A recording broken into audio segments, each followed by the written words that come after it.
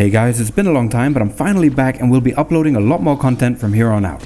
Today we're taking a look at one of the best games I've played in a while called the Cycle Frontier. It's a multiplayer hardcore full loot PvP and PvE shooter similar to other games you might have heard of like Tarkov or Call of Duty Warzone 2 with its new DMZ mode, but very different at the same time, and it's free to play.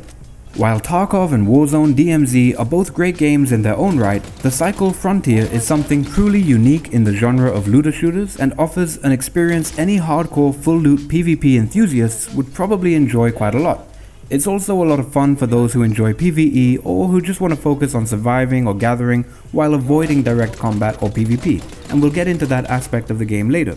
What you should know is that the game itself is beautiful, with stylized graphics that work well for it and multiple huge open world maps based on an alien planet. That means all the terrain, plants and trees you see are really interesting, and the artists have done a really great job here at designing everything. There's a ton of detail that's gone into each map and overall aspect of the game, and it really shows. The sound design is top notch too, with ambient sounds as well as everything from footsteps to noises from gathering and even alien sounds of different kinds. These sounds play a large part in the game and are useful when it comes to listening for signs of players or aliens to either avoid them or track them and hunt them down. You could spend a lot of time just exploring the world and taking the time to appreciate all of the different types of plants, trees, abandoned buildings and bases and more. And a lot of care has obviously gone into designing every aspect of each map. A lot of the detail included really adds to the lore as well. It's very immersive and really adds a lot to the game. As you're on an alien planet, you'll find a pretty decent variety of aliens to kill, run or hide from, and that's one of the best aspects of the game itself. Apart from the fact that all of the different aliens in the game look really cool and have different sounds and animations, they each have different types of attacks and weak spots too, and you really do need to watch out while you're out there in the world, as they will kill you if you don't kill them first or play smart. You might want to kill them to loot what they drop, or clear an area so that you can move in and loot more, or avoid them so you don't risk being heard by other players or killed by the aliens themselves. They make the world feel alive, and it is, as you're playing with many other players all scavenging for loot or hunting down other players like yourself. There's proximity-based voice chat in the game, and so you can run into others and just start up a conversation or threaten to kill someone. You can roleplay, make a new friend, ask for help or advice, or even hold someone up, or trade with them, depending on your level of trust. You could also just have fun taunting or yelling at someone as you try to kill them, and they can do the same to you. Either way, it opens up so many more possibilities and makes this type of game a lot more fun. You'll have many random encounters with people, and each time you play there's a chance to do something new. I've come across players who have pleaded for mercy and offered me materials to allow them to get away and live another day, and others who have become friends that started out as enemies. This opportunity for emergent gameplay really adds to the game's enjoyment and is a feature that I'm happy to see more games implement over time.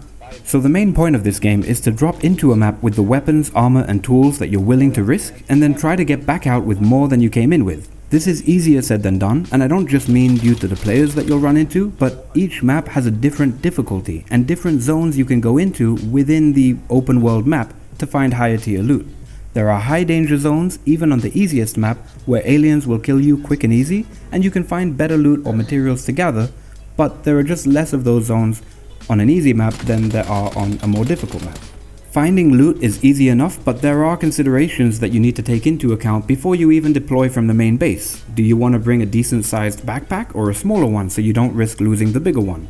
Do you want to bring a better weapon so you can kill other players and aliens more easily and have a better chance of defending yourself and surviving? Or a less valuable one that will put you at a disadvantage to those carrying better ones, but be easier to replace if you lose it? How about armor? Do you want to deploy and get out as quick as you can, or take your time and take the sneaky beaky approach to be sure that you'll survive and extract successfully? There's a lot of planning revolving around risk and reward that goes into the gameplay loop here, and while some might not like that, it's actually a great and well thought out design that more hardcore players will appreciate.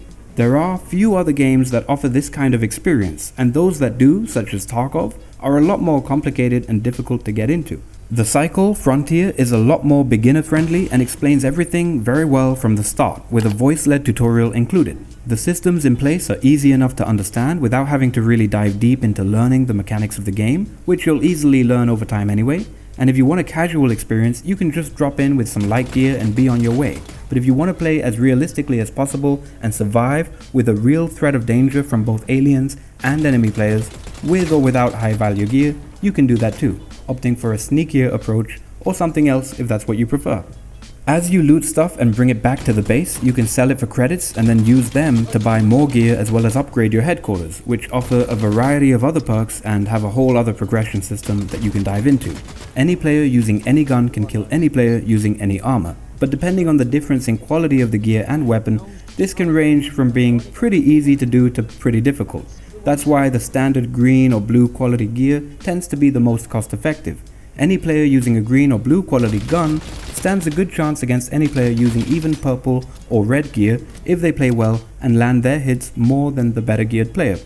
If you're looking for a heart-pounding survival sim where you want to play as realistically as possible and only focus on hunting down other players solo, this is probably one of the best games out there for you. It can be fun to drop in with just some standard green quality gear and focus solely on hunting down enemy players who may have been looting for around 20 minutes.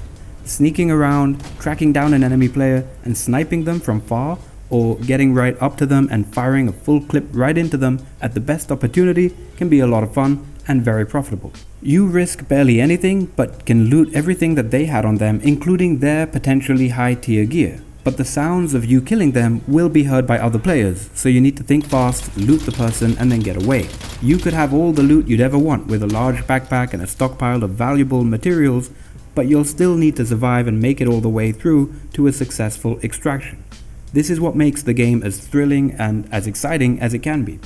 If you're looking for a hardcore survival sim where you want to try to survive as realistically as possible while avoiding combat or PvP encounters of any kind, this may also be one of the best games out there for you.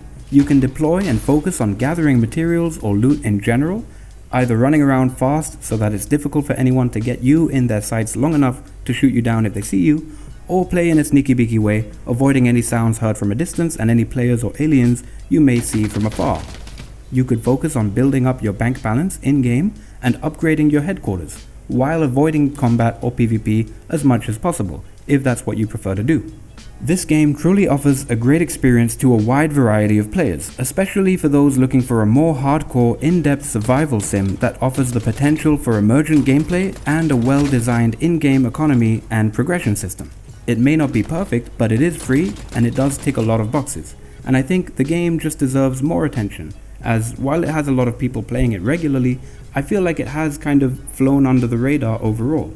The game is actually brilliant in many aspects and still being actively developed, with new seasons and features being implemented over time, and I think it will only grow further as more people give it a try and discover it.